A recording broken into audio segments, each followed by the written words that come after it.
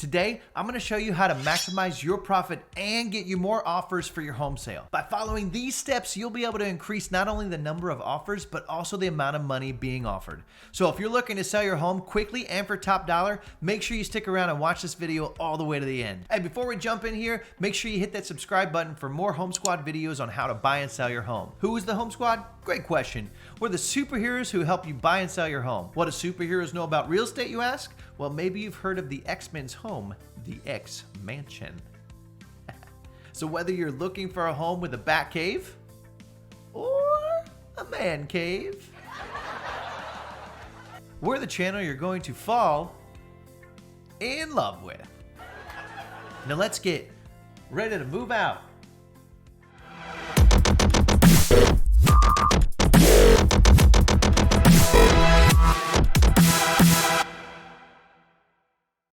More buyers for your home get you more offers and money. Listing your home for sale can be a complicated and lengthy process, but no matter how you go about it, you want to make sure you are always attracting as many potential buyers as possible. This gives you the widest range of potential offers, which directly translate to getting more money for your home. Because sure, home is where the heart is. It can also be where the cash is. Am I right? Am I right? There's always a chance that one of the first parties that view your home can jump on it right away and make an outstanding offer, but it's relatively rare to hit that jackpot. Instead, it's often much profitable to hedge your bets by bringing in as many possible buyers within a reasonable amount of time. Here are some simple, actionable ways that you can bring more buyers to the table when listing your home. Basic tips for bringing more buyers to your home. To start off, you'll need to make sure your home is ready to be listed before you can ever hope of a buyer wanting it. Here are some of the bases you'll need to have covered. Make it spotless. Clean the house from top to bottom, washing walls, vacuuming, and shampooing the carpets and rugs, mopping all tile floors, and repairing any obviously broken features. Replace cracked outlet and switch plates. Be sure that all the lights work and that clutter is cleaned up and stored. Make it neutral. Buyers do not want to see your bold design choices or pictures of your family. They want to imagine themselves in the space. Go ahead and remove all personal effects practical, including arts and photos, and if you have any other personalization that can easily be undone, undo it. This is also a great time to paint the walls a clean, neutral color so that the buyers can see it as a blank canvas as much as possible. Remember, what you see can be different from what others see.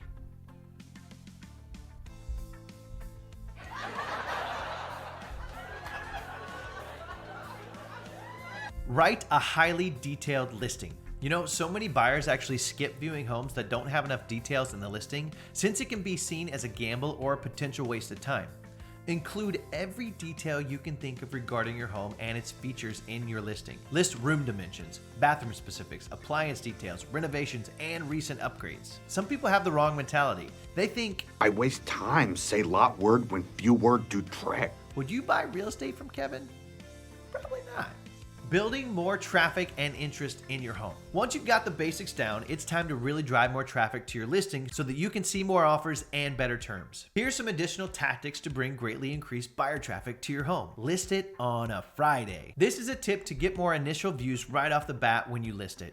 Many people who plan to look at listings and begin a house hunt often do so on a Friday, and this can be used to help drive more views. By setting a listing to become active late Thursday night, you will have a much better chance of attracting the attention of motivated buyers who are taking a long weekend to start their search for a new home. They will see your brand new listing when they bring up the MLS Friday morning and will give you a great shot at making their short list of potential properties. You know, some people party on Friday instead of selling their home. But people who are serious about selling their homes are diligent and put in the time, so that when the house is sold, they can have all the fun they want. We're going streaky! Yeah! Make showing your home easy. Once your home is listed, one strategy is to make it as easy as possible for potential buyers who want to see it to do so. One of the easiest ways to do this is to use a lockbox and have your listing contain the details and instructions to call first, lockbox available. This tells prospects that not only is the home largely available for showing when convenient to the buyer, but it also ensures that someone calls first so that they know when the home is being shown. Try to avoid appointment verbiage if possible, since it can limit buyers' interests. People hate hard things: taxes, algebra, getting my wife to choose a restaurant. She asks me to choose, and then she rejects the first 10 places I choose, so then I choose violence. Lockbox best practices. If you use a lockbox, be sure it's in a good place. It should be near your home and accessible to those who need it. If your home is in a gated community, for example, the lockbox can be kept near the gate, or you can go ahead and give them the gate code. There are also digital options that can be set to only be accessible during specific hours. Incentivize with the buyer's agent commission. Read your listing agreement with your agent to determine if your agent is splitting the commission with the buyer's agent. A solid incentive is to be sure the commission is being split at least 50-50 with the buyer's agent as well as your listing agent. This can be augmented by increasing the commission to more than the area average, which can drive a lot more traffic than a low 2% or 3% fee. Long story short, money talks. Even if sometimes you don't necessarily want to listen. I mean, come on, George. I know you cannot tell a lie, but you can at least tell me an interesting fact. That's awful. Boost market exposure. Make sure that your listing is seen by as many people as possible is crucial to getting multiple solid offers. Marketing your home can be a powerful tactic in the right areas, and the methods that can be used are numerous. For those looking to sell a well-known local home or even a historical home, direct mail could also be a powerful tool. Additional ways to market your home include posting on YouTube, right? Facebook, Instagram, and even TikTok. So many people are on those platforms. These are like booster seats for your home sale. Not taking advantage of all these options is more like whatever this kid thinks he's doing. Bad choice. Host a neighborhood open house. If there are several homes in your neighborhood that are being listed, you might be able to work together to hold a neighborhood open house all together. Now, these events can be responsible for selling all listed homes in the neighborhood and can be easily publicized locally, resulting in incredible interest and traffic. Something fun is you can be sure that there is plenty of food, snacks, and refreshments, an ice cream truck, and consider even offering a little entertainment for children to encourage a more family interest. Because kids can't always watch after themselves. See what I did there? Limited time offers. You can always create the feeling of a time crunch by creating a limited time offer for motivated buyers. Bart's birthday's coming up. But order now, supply is limited.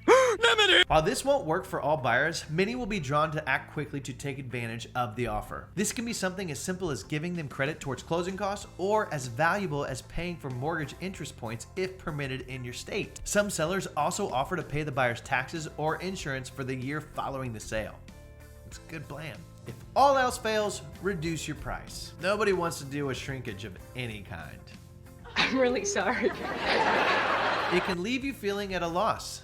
That's why I say if and only if you simply cannot drive sufficient traffic to your listing, you may want to consider a price reduction. If the market has changed a bit and buyers have more leverage, a small reduction in the asking price can be enough to trigger a buyer to act. There are two significant caveats to the strategy of price reduction, however. First one, the initial price and the reduced price will be listed in the MLS, which can give buyers even more leverage since they know the seller is having a challenging time. Additionally, without taking into account the advice of your agent, you could end up reducing the price too much, resulting in potential loss of significant profits. Tips for finding better quality buyers. One of the potential drawbacks of attracting a lot of possible buyers to your home is that you may end up having many of them waste your time. This could be due to buyers not being approved by their lender or standing up scheduled showings or any other potential problems. For sellers that need to narrow down the quantity to higher quality, here are some tips to do so. Limit your open house to agents and brokers only. Now, I know, this may go against our previous tip of making your showings easy. Hosting an agent-only open house can create the image of exclusivity for your property, and it can lead to greatly increased returns on your investment in your agent. This is just one way to make sure you're only dealing with serious people. You know, really serious people. These events will generally be hosted by your agent and will be limited to other real estate agents. This can help you get your home seen by more serious buyers since the showing will be limited to those who have a sincere interest in bringing qualified and motivated buyers to the table. Require viewing RSVPs and keep your MLS listing updated. A quick simple trick for weeding out time wasters is to keep your MLS listing updated with each upcoming open house date, with a note that an RSVP is required to attend. This will help ensure that neither the buyer nor the seller is wasting anyone's time, while also helping to get an estimate of how many people will be attending the event. Time is money, so when they steal your time, they steal your money. Seriously, I wish we could federally prosecute time thieves. I would have my neighbor Fred literally put in prison for life. I'm sorry, man. I'm just not interested in your stories about your turtle, bro. Super boring. Consider adding incentives with a successful closing. If you and your agent feel like there may be one or more interested parties who are taking their time deciding, you may want to consider adding incentives with the sale of your home. One of the popular incentives is to offer to pay for a home warranty plan like American Home Shield, which can sweeten the deal significantly. Knowing that a home is covered by a warranty in a case that there are repairs or other issues that pop up after the sale can provide a tremendous peace of mind to the buyer. There's not always a lot of peace in home buying or selling. You've got to sweeten the deal. And if you don't like sweets, use money. Picking the best offer. Now, if you've implemented a solid strategy and some of our tips for bringing in buyers, and now you've got multiple offers in your lap, you may think that just picking the highest bidder is the way to go. In reality, the price should only be one factor in your eventual decision. Several other things may end up swaying your decision, since they may result in less hassle or burden for you during the closing process, or they may simply net you more profit. Have you ever picked an apple and gotten one of those weird, like, mealy ones? It feels like you're chewing wet particle board, and it's impossible to know until you've already bitten it. It's way too late. If you have the right help picking the right buyer, it's actually easier than picking your nose. Kids are cute no matter what they're doing. It's true. Price is only the beginning. It's no secret that the highest bid for your home is going to grab your attention at first, particularly if the offer is higher than your asking price. However, it's worth noting that some buyers will make high offers without knowing for sure if they will qualify for the mortgage of that amount. Consider the price, but also go over the terms of the sale with your agent or even an attorney if that's the state you live in. Consider how large their down payment will be, since that will be corresponding to a lower overall loan amount and a higher likelihood that the buyer will be approved by their lender. Check the contingencies. It's really rare for a buyer to submit an offer that doesn't come with some kind of contingencies or request for concessions.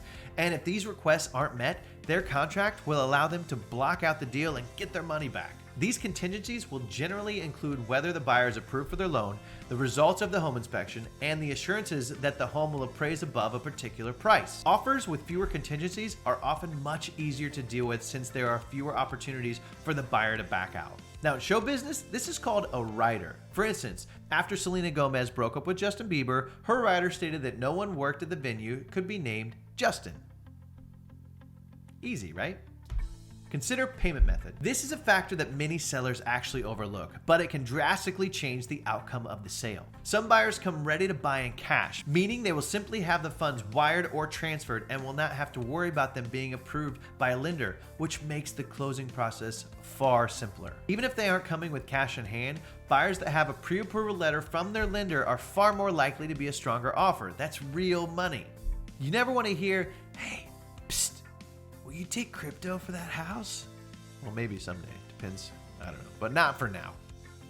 Evaluate buyer extras. Some buyers will offer to cover some of the costs or fees associated with closing, which can make their offer stand out from the pack. Others may have what's called an escalation clause in their offer, which will automatically offer to outbid another potentially higher bidder with a specified amount. When you are looking at a handful of offers that are largely the same, other than the price, an offer with some additional seller incentives provided by the buyer can make all the difference. More buyers for your home will attract more valuable offers. Have you ever heard anyone say less is more?